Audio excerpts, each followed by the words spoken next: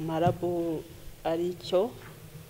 Marabu ni amasezerano, kadapu ni amasezerano yagiriwe marabu n'abakuru b'ibihugu bya Afurika, akaba ari amasezerano yo guteza imbere ubuhinzi. Impamvu yabyo ni uko abakuru b'ibihugu bya Afurika bemera yuko ubuhinzi ni kimwe mu bikorwa bibasha kwihutisha iterambere rya Afurika ku buryo bwihuse. Aya masezerano rero uko u Rwanda ruhagaze, hari byinshi twagiye tunabibabwira igihe habagaho gutangaza uko ibihugu bihagaze bigana mu gushyira mu bikorwa amasezerano ya marabu. Hari ibintu byinshi mwibuka twarebaga iriya shoramari rigomba gukorwa mu buhinzi ry'10%, tukareba uko urubyiruko ruhagaze mu buhinzi, uko rutezwa imbere, tukareba ishoramari ryaba irituruka hanze no mu gihugu, tukareba uko abadamu bafashwa guteza imbere ubuhinzi, tukareba uko abadamu babasha kubona ibikenewe mu gushora imari, cyane cyane ubutaka. Hari ibintu byinshi cyane bibarwa muri marabu. Uko rero duhagaze ubungubu, uriya mudamu wo muri African Union yongera arabivuga, nta kundi bihugu byipima usibye kureba biriya bintu byose nabaze kuvuga, noneho bakareba uko ibihugu bihagaze bakagenda babiha amanota. Muri mu minsi ishize mu kwa mbere, African Union yerekanye uko ibihugu bihagaze. Mwibuka yuko u Rwanda rwari ku isonga, ariko nanone nk'uko nigeze kubivuga, urebye u Rwanda twari ku isonga dufite amanota 6.1/10. Hari n'ibihugu byari bifite andi manota, ariko nk'uko na mbere nigeze kubivuga, icyo iriya evaluation yatweretse, yerekanye yuko nka Afurika twese hamwe ntabwo turi ku murongo mwiza tugana mu gushyira mu bikorwa amasezerano ya marabu. Icyo rero byadusabaga nuko twongera tukireba nk'ibihugu, tukongeramo imbaraga zisabwa, kubera yuko ni commitment twafashe nk'ibihugu tugomba kubishyira mu bikorwa. Ariko nk'uko twagombye kubivuga, nubwo mu Rwanda twaje ku isonga, ariko ikigaragara nuko Afurika yose tudahagaze neza dushyira mu bikorwa ari amasezerano. Hanyuma rero tugarutse kuri PST ya kane twatangaje uyu munsi, isano ifitanye na gahunda y'igihugu y'iterambere rirambye NEST1, isano ifitanye na Vision 2020, Vision 2050 niyo tugiyemo. Ubundi ibingibi tuba tubikora ku rwego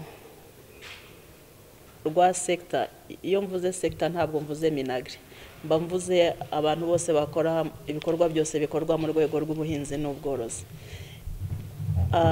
Iriya strategic plan twatanze yerekana ibyo urwego rw'ubuhinzi n'ubworozi rwiyemeje kuzakora muri iyi myaka 7 tugiyemo. Izi rero teganyamigambi riba ryakozwe na sectors, ntabwo ribyuka ngo rikora ibintu. Turabanza tukareba ku rwego rw'igihugu hateganyijwe iki, noneho mu rwego rw'igihugu ni ukureba ziriya viziyo tuba dufite, yaba viziyo 2020 turimo tugenda dusoza, haba viziyo 2050, tukareba ibikorwa birimo. Noneho twebwe ibi tureba nka urwego rw'ubuhinzi n'ubworozi, ni ibihe bibasha gufasha igihugu kugera kuri ruriya rwego runini rw'igihugu rureba. Muzi yuko iyo bamaze gushyiraho viziyo haba na ziriya strategy nazo z'igihe gitoya. Twari dufite IDPRS nayo irangirana n'uyu mwaka. Ibyo twakoraga muri PST ya gatatu buriya byose byajyaga muri IDPRS nayo ikakontribua kuri Vision 2020. Ahangaha naho rero muri aho u Rwanda rugomba gutera imbere, ikaba igihugu gitera imbere hakoreshejwe ubumenyi. Hari muri NST1 tugiyemo ariyo rwego iteganyamigambi rigufi rigize vision 2050, harimo iby'uko u Rwanda rugomba gutera imbere rukaba igihugu gikoresha ubumenyi. Niyo mpamvu mubona yuko dufite muri PST hariya tuvuga ubushakashatsi no guteza imbere ubumenyi, hakabamo kongera umusaruro w'ubuhinzi n'ubworozi mu bwiza no mu bwinshi, icyo nacyo kirimo. Noneho twebwe tukaza muri iwacu muri PST ya 4 tukareba kugira ngo uyu musaruro tuwugereho haba mu bwiza no mu bwinshi. Ariko hari n'ikindi kivuga ku nganda, hazamo inganda za agro processing, hakaba n'igice kivuga uko tuzateza imbere ubukerarugendo, ariho hazamo amaresitora n'amahoteli n'iki. Noneho twebwe nka sekta y'ubuhinzi n'ubworozi tukaza tukareba muri ziriya teganyamigambi riri muri NST1, sekta y'ubuhinzi n'ubworozi cyangwa urwego rw'ubuhinzi n'ubworozi rwakora iki kugira ngo biriya bigerweho. Rero niyo mpamvu mwabonye ko twavuze biratuma nza no ku kibazo cya Emmanuel, uko gufasha urwego rw'ubuhinzi n'ubworozi kudevelopa, kugira ubudahangarwa ku mihindagurikire y'ibihe, kuko ni ikintu gikomeye dufite. Hakazamo gukomeza kongera umusaruro, kuko nk'uko umuseke wabivuze ntabwo turagera aho twishimiye, turacyafite intambwe tugomba gutera kugira ngo tugeze umusaruro w'ubuhinzi n'ubworozi aho ugomba kugera. Niyo mpamvu wabonye ko hari igice kivuga kuri ibyo ngibyo. Noneho hakabaho n'igice cyo kongera agaciro, kongerera umusaruro, hamwe tuvuga agro processing. Hakazamo no gufasha abahinzi kugera ku masoko. Icyo gice nacyo muri presentation ya PS cyari kirimo ku ruhande rw'ibumoso, sinzi nimba wari uhari. Niho hazamo yuko ibihingwa cyangwa ibituruka ku bworozi ducuruza, haba mu isoko rya hano iwacu mu gihugu, haba mu isoko ryo muri region turimo ubu, noneho turanavuga Afurika yose bitewe n'ariya amasezerano abakuru b'ibihugu basinye, haba n'isoko mpuzamahanga dusanzwe tugemuramo ibisabwa n'ibiki. Icyo bisaba nanone birasaba umusaruro, bigasaba n'ubwiza bukenewe kugira ngo tubashe kugera kuri ayo masoko. Niho rero ubona yuko iri teganyamigambi ryo mu rwego rw'ubuhinzi n'ubworozi rigenda riteganya ibikorwa bituma NST1 ibasha gushyirwa mu bikorwa. Noneho nayo ubwo ngubwo hazabaho na NST ya 2 cyangwa n'izindi kugira ngo tuzagere kuri vision ya 2050. Ngira ngo nicyo ngicyo wambazaga. Hanyuma New Times Emmanuel wabajije ibijyanye na urashaka mu Kinyarwanda.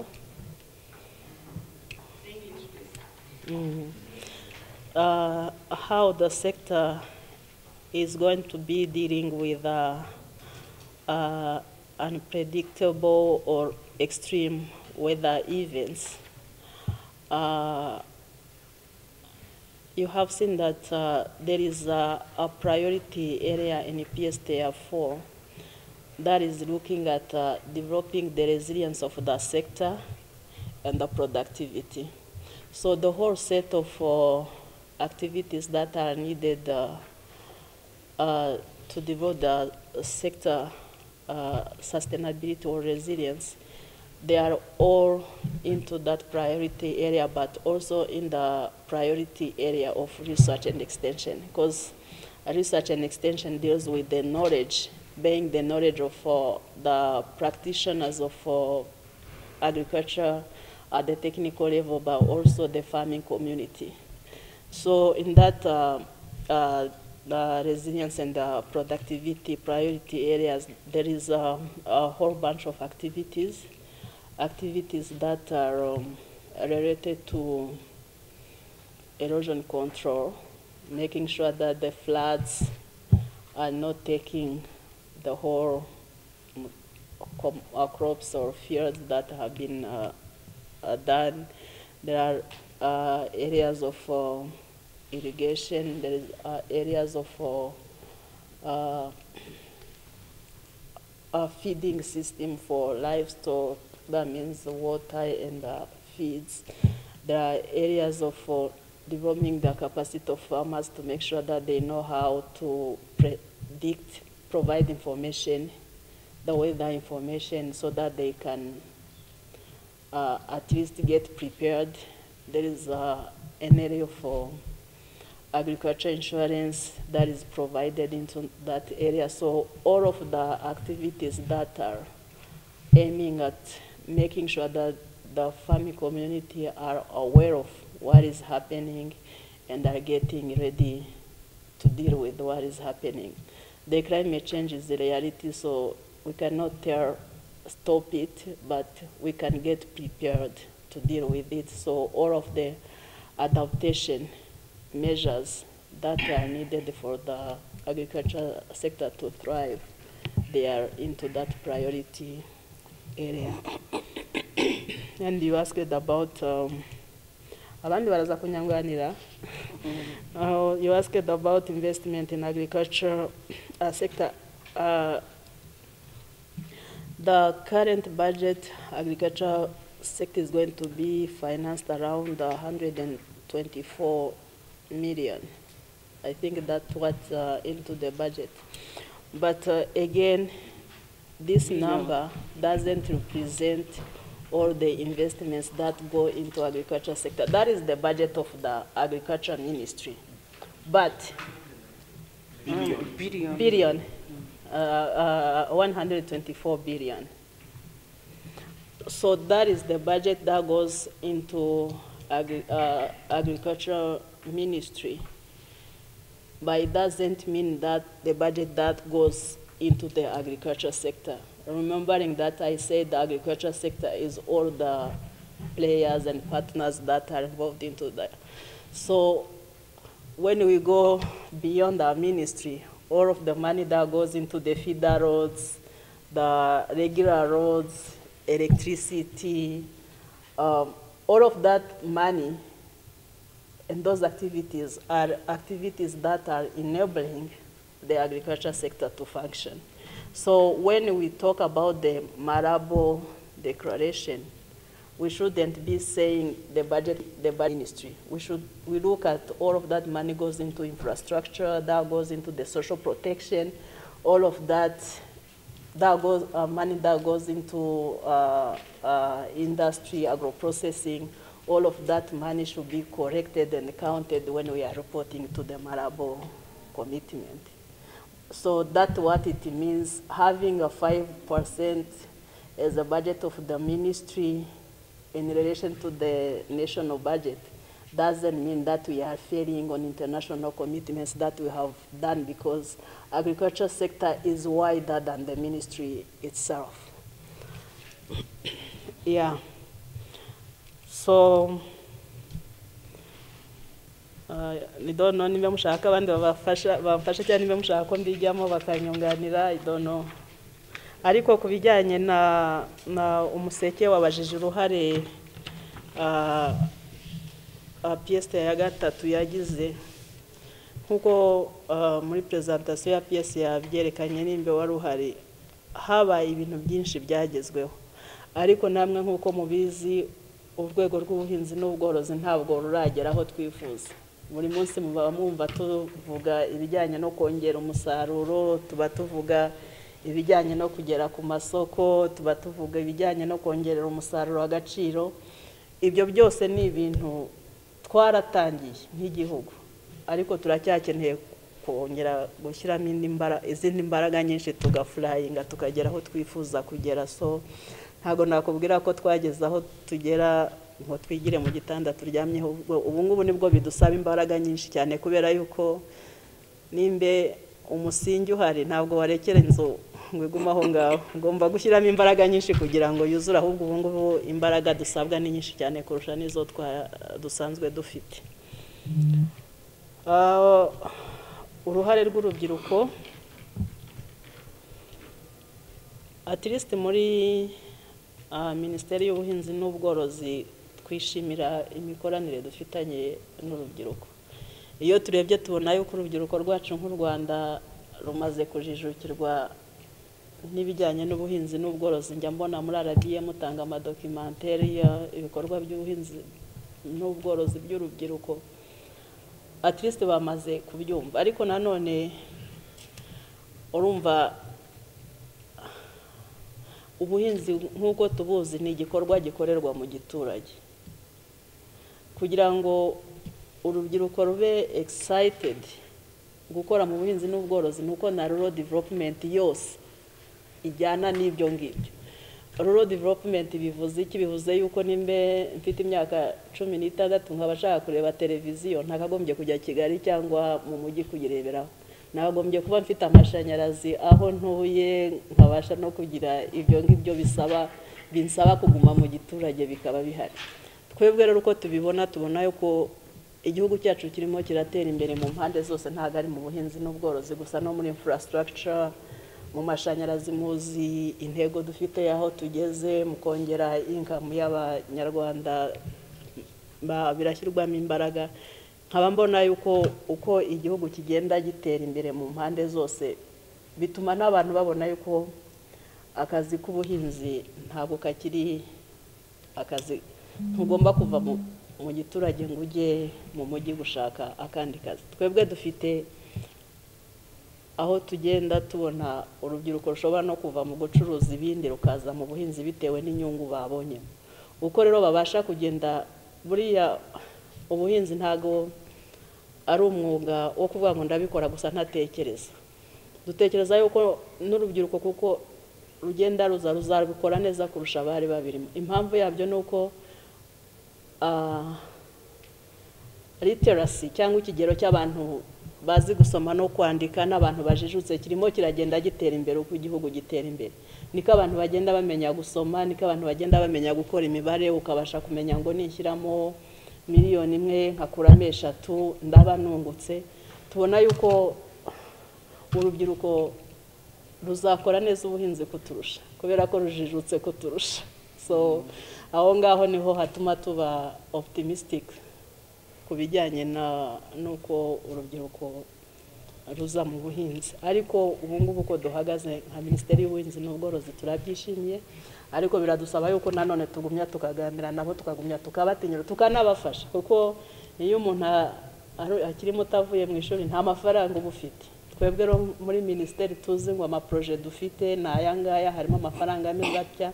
Ibyo urubyiruko aho rwabona amahirwe rukabasha kubonamo amafaranga n'ahangaha kugira ngo nabo bagende bubaka ubushobozi bunajyanye n'amafaranga.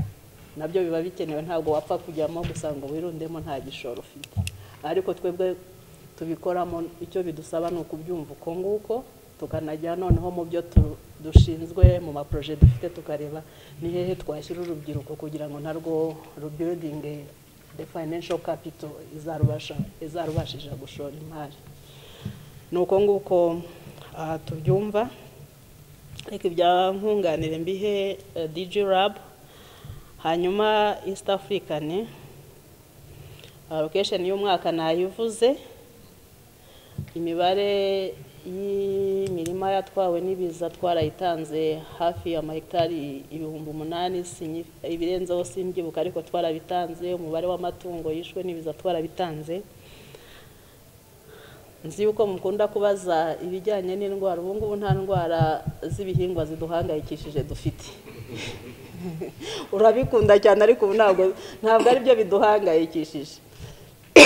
Ariko dufite indwara z'amatungo. Mumaze iminsi mubyumva yuko dufite indwara y'amatungo nayo cyane cyane mu matungo yuza, inka, ihene, bifatiranye n'ibi biza tuvuyemo by'imvura nyinshi.